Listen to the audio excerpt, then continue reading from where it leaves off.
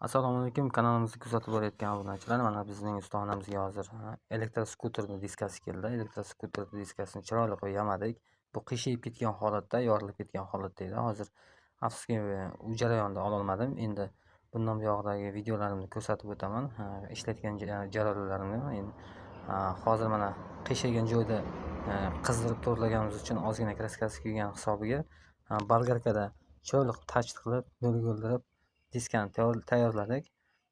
Kimgaki shunaqa xizmatlar kerak bo'lsa, bemalol murojaat qilishlari mumkin. Telefonlar nomerlarini qoldiraman. Manzilni aytib o'taman. Namangan viloyati Mingbuloq tumani Jamashu shaharchasi. Mo'ljal Suyak Banisa yo'lidagi Argonis Svarka ustaxonasiga bemalol kelaversa, shunaqa holat kimda-kim bo'lib qolsa, diskami, korobkami, motor korobkami, uyda foydalanayotgan chugunli kichkina suv nasoschalarimi, farqi yo'q. Nержавейкаdan tortib alyumin chugungacha bemalol varid qilaveramiz.